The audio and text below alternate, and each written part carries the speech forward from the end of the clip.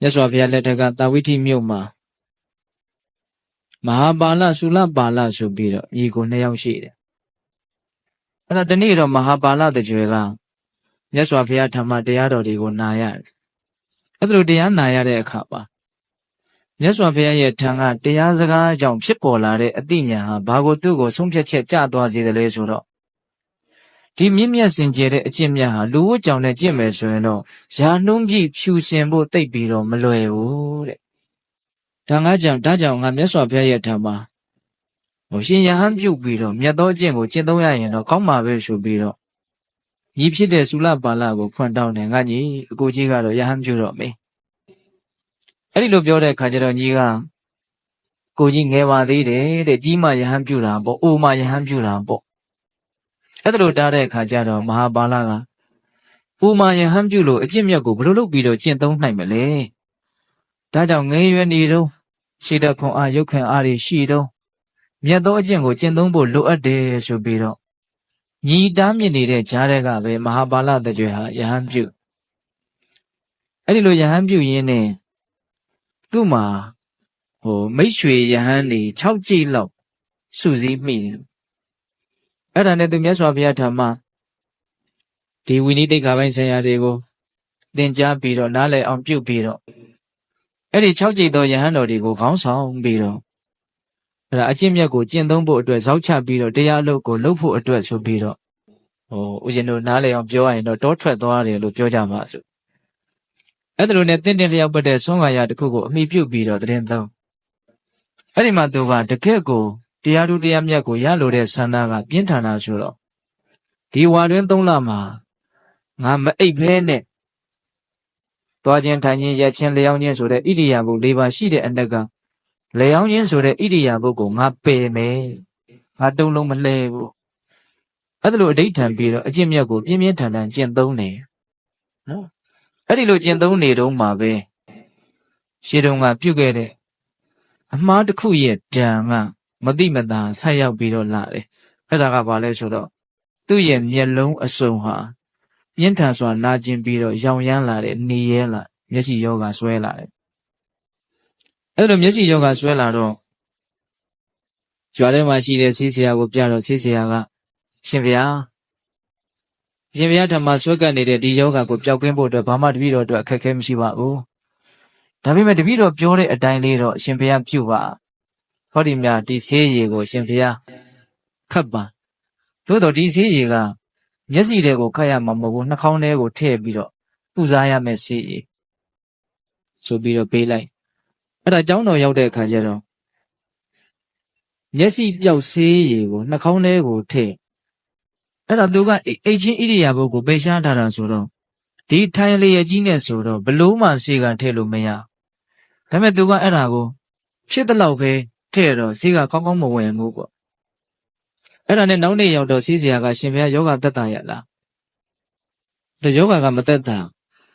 အရှင်ဘုရားတပည့်တော်ပေးတဲ့ဆေးကိုအရှင်ဘုရားထည့်ရလားအဲ့တော့ငါထည့်တယ်တဲ့အရှင်ဘုရားအိပ်ပြီးတော့ထည့်တာဟုတ်ရဲ့လားအဲ့တော့ဘာမှမပြောဘူးမထေကအဲ့တော့ဆေးဆရာကရှင်ဘုရားမျက်စိပြောက်ကျင်တယ်ဆိုလို့ရှင်ရှင်ဘုရားဒီဆေးကိုဝင်အောင်ထည့်ပါအဲ့တော့နောက်နေ့ကျတော့လေဒီတိုင်းပဲထိုင်ရက်ထည့်တာဆိုတော့ဆေးကမဝင်အဲ့ဒါကိုဆေးဆရာကသိသွားတော့ရှင်ဘုရားလုတ်ကုန်နဲ့တော့တပည့်တော်နာမည်ပြတ်တော့မှာပဲဒါကြောင့်အရှင်ဘုရားကိုတပည့်တော်ကုတယ်လို့ဘယ်သူမှမပြောပါနဲ့အရှင်ဘုရားကိုတပည့်တော်လက်လျှော့တယ်ဆိုပြီးတော့ဆေးဆရာကလျှော့သွားတယ်အဲ့ဒီနေ့ညမှာပဲယောဂဟာအလွန်မှပြင်းပြင်းထန်ထန်ဖြစ်လာမျက်စိဟာရောင်ကိုင်းပြီးတော့หนีရဲပြီးတော့အဲ့ဒီချိန်မှာဒီမဟာပါဠမထေရကဆေးဆရာကိုဘာပြောခဲ့လဲဆိုတော့ငါဟာအိပ်ပြီးတော့ဆေးထည့်ဖို့အတွက်ငါတိုင်ပင်လိုက်အောင်မယ်တဲ့။ကျောင်းရောက်တော့သူကဘယ်သူနဲ့တိုင်ပင်တာလဲဆိုတော့ငါမှဆွေတွေမျိုးတွေလည်းမရှိဘူး။ရင်းရင်းနှီးနှီးပြောစရာလည်းဘယ်သူမှမရှိဘူး။အဲ့ဒီတော့ငါနဲ့ပဲတိုင်ပင်မယ်ဆိုပြီးတော့သူ့ဟာသူတိုင်ပင်တယ်တဲ့။ဘလို့တိုင်ပင်လဲဆိုတော့မြတ်စွာဘုရားရဲ့အဆုံးအမနောက်ကိုပဲလိုက်မလား။ဒါမှမဟုတ်သင်မျက်စိကောင်းကြီးအတွက်ပဲသင်လိုက်မလား။သူစဉ်းစားတယ်။စဉ်းစားတော့မျက်စိဆိုတာကအခုကွဲခြင်းပြက်ခြင်းမရှိသေးကမို့နောက်တစ်ချိန်မှာကွဲမှာပြက်မှာကတော့သေချာနေတာပဲအဲ့ဒီတော့ ကွဲတဲ့ပြက်တဲ့မျက်စိနောက်ကိုငါမလိုက်တော့ဘူးအင်မတန်ရှာခဲ့တဲ့အဆိုးမနောက်ကိုပဲငါလိုက်တော့မယ်အလွန်မှတရားတရားအားကြီးတဲ့ပုဂ္ဂိုလ်လို့ဆိုရမယ်ဒကာဓမ္မတို့ဦးဇင်းတို့တာမန်တရားတရားတာမန်တရားတရားလောက်ရှိတဲ့ပုဂ္ဂိုလ်တွေဆိုရင်တော့မဖြစ်တော့ပါဘူးဆိုပြီးတော့အိပ်ပြီးတော့မျက်စင်းကိုခတ်မှနှာခေါင်းထဲကိုထည့်မှပြီးမှပြောက်ရင်တရားအထုတ်ရတာပဲလို့လူတရားမှာတရားလောက်ကတော့ဒီလိုပဲတွေးကြမယ်ဒါဦးဇင်းတို့လည်းဒီလိုပဲတွေးမှာပါပဲသို့တော့သူကအဲ့လိုမတွေးဘူးအဆုံးအမကိုပဲယူမလားမျက်လုံးကိုပဲယူမလားလို့ထိတ်တိုက်အဲ့ဒါလိုတွေးတာအဲ့ဒါငါဘလို့မှမအိပ်ဘူးဆိုပြီးတော့ဒီတိုင်းပဲတရားကိုထိုင်ပြီးတော့အားထုတ်တယ်အဲ့ဒါညလည်းရောက်ပြီဆိုတော့အဲ့ဒီနေ့ညရင်ပြင်းပြင်းထန်ထန်အားထုတ်ရင်းနဲ့မျက်လုံးနဲ့ကိလေသာဒီနှစ်ခုဟာမရှိမနှောင်းပဲအကုန်လုံးပျက်စီးသွားကြတယ်တဲ့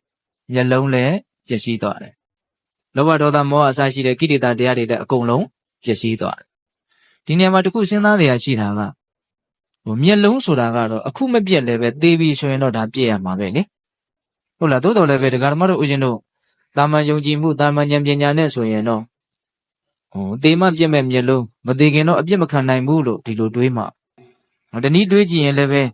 ဒါဟာတစွတ်ထိုးနိုင်နေတယူတန်ဆန်နေဒီလိုလဲတွေးကောင်းတွေးမယ်သူဟာတကယ်လို့သာအိပ်ပြီးတော့မျက်စင်းကိုခတ်မယ်ဆိုလို့ရှိရင်ဆေးကိုခတ်မယ်ဆိုရင်မျက်လုံးကွယ်မှာမဟုတ်ဘူးလို့ဒီလိုလဲစဉ်းစားမိကောင်းစဉ်းစားမိမယ်ပေါ့သို့တော့အဲ့လိုတော့မဟုတ်သူဟာအိပ်ပြီးတော့မျက်စင်းကိုခတ်မယ်ဆိုရင်လည်းသူ့မျက်စိကတော့ကွယ်မှာပဲတဲ့ဘာဖြစ်လို့လဲဆိုတော့အကြောင်းတရားတွေရှိတယ်တချို့သောအကြောင်းတရားတွေကတာမန်ဆေးဝါးလောက်နဲ့ကာကွယ်လို့မရသူ့မှာအကြောင်းတရားရှိဒါတွေကတော့ဒကာဓမ္မတို့ဦးဇင်းတို့တာမန်ဉာဏ်နဲ့မသိနိုင်ဘူးမမြင်နိုင်ဘူးပဲလူလောကကြီးမှာလူရဲ့လို့တတ္တဝါရဲ့လို့ရက်တည်နေတယ်ဖြစ်နေတယ်ဆိုတာကံရဲ့စိတ်ရဲ့ဥဒုရဲ့အာဟာရရဲ့အကြောင်းတရား၄ပါးကထောက်ပံ့လို့ဒီအကြောင်းတရား၄ပါးနဲ့ပြည့်စုံလို့သာလေလူဆိုပြီးတော့ဘာဖြစ်နေတာတော့ရက်တည်နေနိုင်တာပေါ့အဲ့ဒီမှာကံအကြောင်းတရားကိုဒါပြီးတော့ဦးဇင်းတို့ပြောမှာပါအဲ့ဒီနေ့ညမှာပဲမျက်လုံးနဲ့ကိလေသာဟာနှစ်ခုစလုံးမရှိမနှောင်းဘာဖြစ်သွားကြတယ်ပျက်စီးသွားကြတယ်ကုန်သွားကြတယ်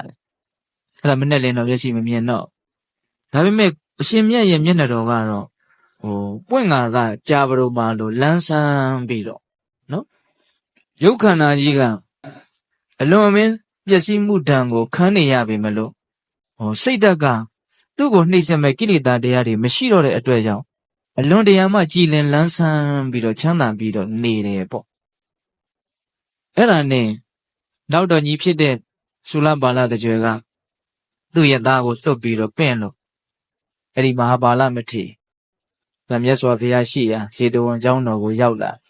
သာဝတိမြို့မှာသူ့ရဲ့ဇာတိဆိုတော့ပြုစုဖို့ဆိုတဲ့ရည်ရွယ်ချက်လဲပါမှာပေါ့ညီကအဲ့ဒါနဲ့ဒီမဟာပါဠမထေရသူ့ရဲ့မျက်စိကွယ်တာကိုပဲအကြောင်းပြုပြီးတော့ဒီမျက်စိကိုပဲသူတော်တော်စောင့်ရှောက်ခဲ့ရတော့သူ့ရဲ့နာမည်ကိုစက္ခုပါဠလို့သာသနာမှာမှတ်တမ်းတင်တယ်ဘေကလည်းစက္ခုပါဠ